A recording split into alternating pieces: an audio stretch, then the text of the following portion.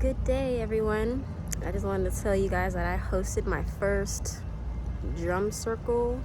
Yeah, I hosted my first drum circle last night at my house, and it was really beautiful connecting with everyone, and it just made me realize about human connection. I'm in my yoga teacher training right now as well at the same time, so I've been learning more about just your presence and connecting with people, and yoga is meant to connect with people.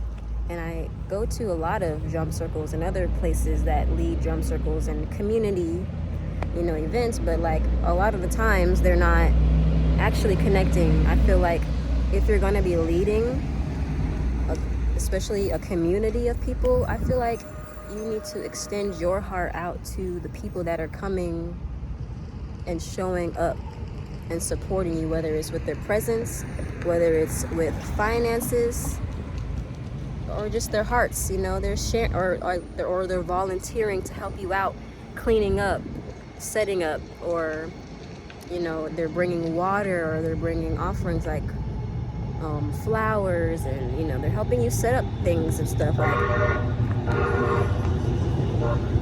feel like as a community leader, we must extend our heart to the people that are showing up to us, because I'm a black woman. Look at me. I'm black. I got kinky hair. I'm tall. I'm 5'7".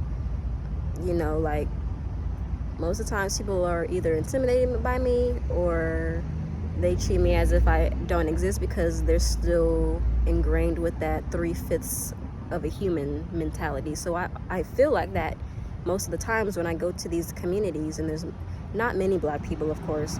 It's, so it's like, and you're a community leader, you need, how are you leading, and people are showing up to your events and you're not connecting with them?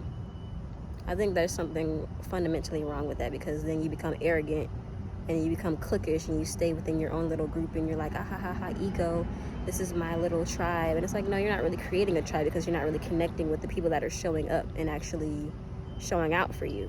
Because the people who showed up at my house yesterday, they showed up and showed out, and I tried my best to greet everyone that came in. I'm like, welcome to my house, let them know that this is my house, it's a boundary. I'm a tourist moon, I'm going to set that boundary. This is my house, first of all, not in a rude way, but welcome, I want to be welcome. My heart is open. You are welcome here. Mikasa is sukasa. Enjoy the festivities that we have created. I built the foundation. I cleaned up the house. I set up the altar. And then everyone else just brought flowers. They brought everything else. They brought their drums. They even showed out and brought fire pits. I don't have any fire pits in my backyard, and I'm gonna get some. I'm gonna invest in some. But the fact that they showed up with two fire pits. Everyone had their tapestries. I bought some blankets and stuff, so I invested in this as well. So I brought some blankets so everyone could sit out and feel comfortable and not be in the grass and not get all bit up and stuff. But they brought their own, and we just had this big circle around the fire.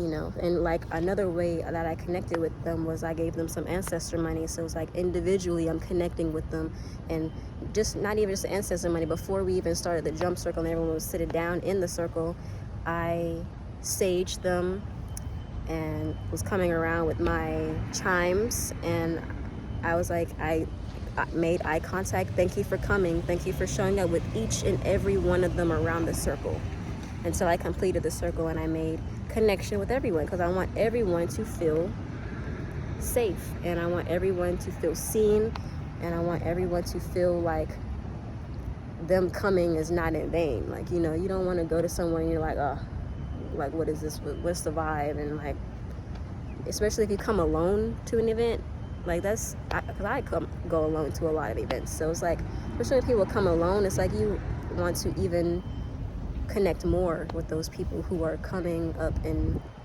showing up with their presence, because it doesn't matter how much money you charge or people want to donate. I don't give a fuck about the money. I want people to show up. I want people to experience that community.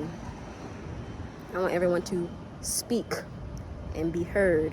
I want people to be quiet and let every person speak, because we oftentimes dominate. I don't, because I'm quiet. I always get talked over and treated as if I'm invisible. So You know, I just really want people to feel heard. I want to feel heard when I talk.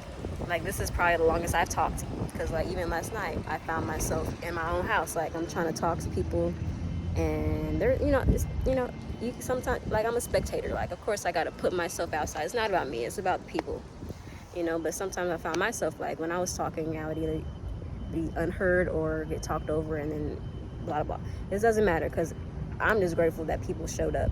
I'm just grateful that people showed up to this event, because that's where my co-host came into play, because she does a lot of talking. She's more extroverted, she's more loud and flamboyant, so she talks to people more than I am, because I'm an introvert. So the way we collaborated was just beautiful, because like we set the foundation, you get the people to come, and we celebrate life together. And that's the whole point of what community should be about, is celebrating our life or celebrating a death. Either way, it's all about coming together, because no one should have to face their problems alone. No one should have to face, I mean, of course, do your inner work on your own, but you shouldn't have to feel alone when you're going through grief or sadness and depression and anxiety and melancholia. And, you know, communicate your needs with people. Let people know what's going on, because when you don't let people know what's going on, that you close your throat.